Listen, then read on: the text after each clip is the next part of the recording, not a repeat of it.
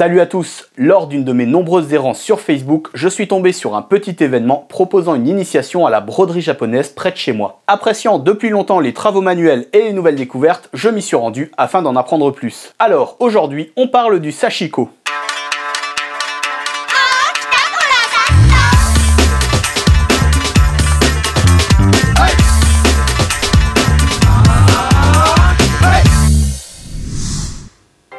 On va débuter par un peu de pub pour ces petits magasins qui nous permettent d'avoir accès à des objets plus traditionnels qu'à l'accoutumée.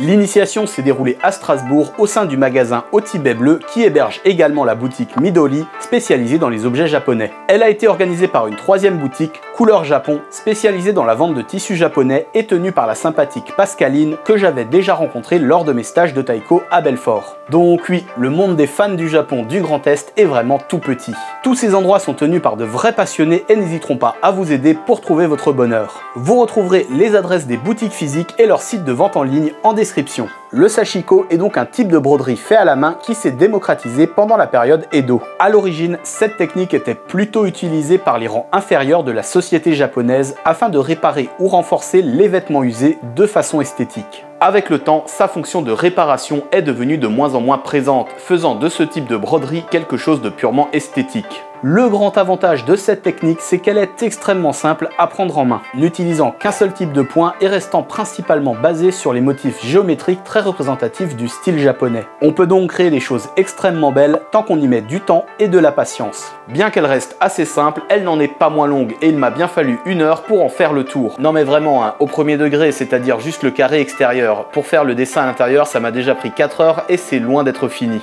Traditionnellement, le sashiko est fait avec du fil blanc sur un tissu bleu indigo, car le bleu indigo était la principale couleur des habits des travailleurs. Mais il existe maintenant des fils de nombreuses couleurs et une même broderie peut avoir plusieurs coloris. Donc le matériel existe, l'imagination fait le reste. Le but principal restant le jeu de contraste entre le tissu et le fil. Maintenant que l'historique est fait, on va passer aux bases de la pratique. Pour ce faire, il vous faut du fil en coton épais à sashiko, du tissu en lin ou en coton à mailles larges et une aiguille à sashiko qui est plutôt longue et épaisse avec un chat large pour faire passer le fil. Étant donné que je suis un néophyte complet, le tissu dont je dispose est pré-marqué afin que les points soient le plus réguliers possible. Et même avec ce marquage, pour un débutant comme moi, c'est encore loin d'être facile. Ceux-ci doivent avoir la taille d'un grain de riz. Et bien sûr, tous les grains de riz ne sont pas uniformes. La perfection n'est donc pas de ce monde, et c'est ce qui fait la beauté du travail manuel. Bon, dans une certaine mesure, hein, veillez quand même à être uniforme. Il est forcément impossible que tous les points soient identiques.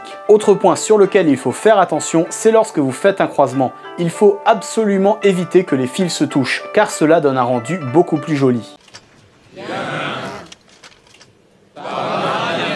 Et enfin, il ne faut pas nécessairement s'attarder à finir les motifs. Si c'est une forme géométrique, commencez par les lignes horizontales puis verticales, ou inversement. En gros, il faut essayer de faire les lignes les plus longues afin d'éviter d'avoir à changer de fil trop souvent, ou en perdre en faisant des ponts à l'arrière du tissu. J'ai donné ici les points les plus basiques de la pratique du sashiko. Si vous désirez vous y mettre, je vous mets des informations plus détaillées dans la description. Pour débuter cette activité, comptez une dizaine d'euros pour un tissu préimprimé, une bobine de fil et une aiguille. Et vous trouverez bien sûr tout ce qu'il vous faut sur le site de Couleur Japon. J'ai également une petite annonce à vous faire, je serai à la Japan Expo le samedi 8 juillet en tant que simple visiteur, alors n'hésitez pas à me faire un coucou si vous me croisez. Et si vous désirez me rencontrer avec d'autres chaînes du collectif Vue du Japon, nous organisons un meet-up le dimanche 9 juillet après-midi dans le tout nouveau Cat Size Café qui ouvre dans le 20e arrondissement pendant le week-end de la Japan Expo. Vous trouverez le lien de l'événement Facebook dans la description. Comme d'hab, n'hésitez pas à liker, commenter, partager et vous abonner. Ja,